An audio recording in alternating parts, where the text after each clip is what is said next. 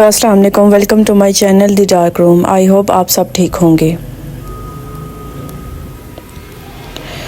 मैं अल्लाह ताला से दुआ करती हूँ कि वो हम सबको हर नज़र बद, हर शर, हर नापाक ताकत और हर छुपी हुई बुराई से महफूज रखे। आमीन सुम्मा आमीन। ये कहानी मुझे एक औरत ने बताई है। बहुत आज एक अच्छी स्टोरी। आई होप आपको मेरी आज की स्टोरी बहुत अच्छी लगेगी। तो स्टोरी स्टार्ट करने से पहले मैं ये बोलूँगी, प्लीज़ पहले मेरे चैनल को सब्सक्राइब कर दें, क्योंकि मुझे आप लोगों की सपोर्ट की बहुत ज़्यादा ज़रूरत है। वो कहती है कि मैंने अपनी आंखों से देखा था कि एक लड़की नमाज नहीं पढ़ती थी बल्कि अमल किया करती थी। ये वाक़या तकरीबन 12 साल पुराना है। मैं इस वक्त लाहौर के एक पुराने इलाके में रहती थी। गलियाँ तंग, मकान जुड़े हुए और रात को सन्नाटा ऐसा कि अपने ही कदमों की आवाज़ डरावनी लगती थी। इसी गली में एक लड़की रहती थी, नाम था आयशा। उम्र ज़्यादा से ज़्यादा 22 या 23 साल। बाहर से देखो तो नहायत खामोश, नज़रें झुकी हुई, चेहरे पर अजीब सी संजीदगी। लेकिन मोहल्ले में एक बात मशहूर थी, इस लड़की के पास मत जाना, कि कुछ ठीक नहीं करती। शुरू में हमने भी इन बातों को महज अफवाह समझा, लेकिन फिर एक एक करके चीज़ें बदलने लगी।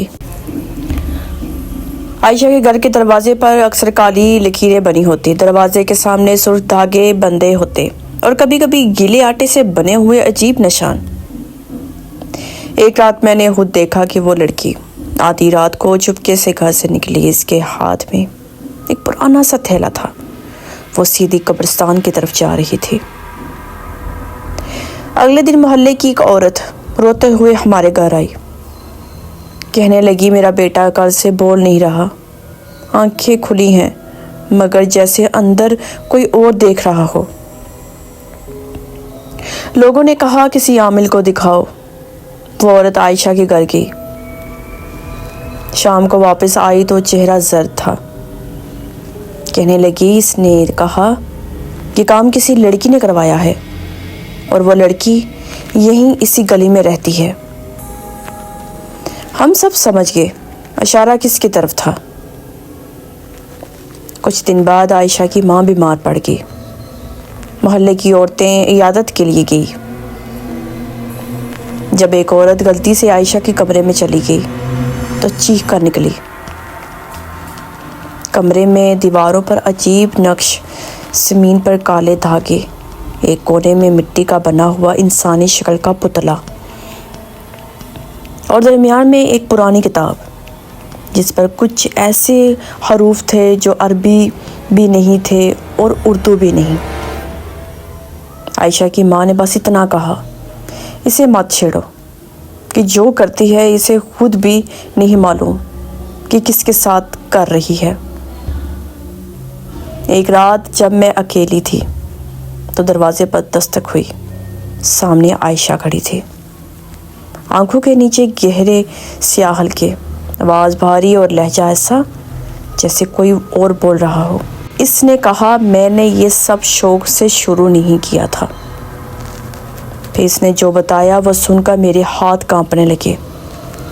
इसने कहा, इसका बाप किसी आमिल के पास जाता था और वो आमिल जिन्नात से काम लेता था।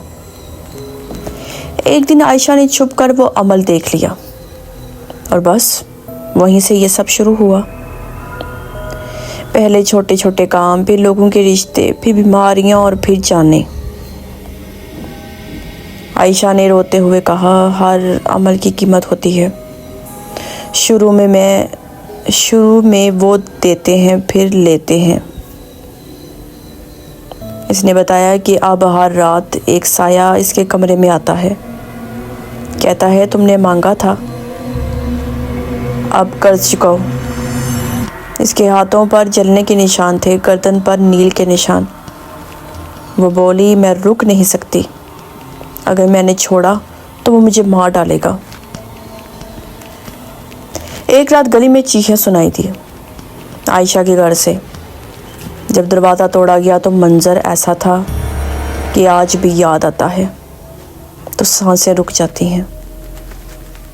आयशा ज़मीन पर पड़ी थी, आंखें खुली हुई, चेहरा स्याह और दीवार पर खून से लिखा था, वादा पूरा हो गया। कमरे में ना कोई दाखिल हुआ था ना निकला, दरवाज़ा अंदर से बंद था। इस घर में आज तक कोई नहीं रहा। रात को अब भी वहाँ से किसी लड़की के रोने की आवाज़ आती है। लोग कहते हैं वो अभी तक कर्ज चुका रही है।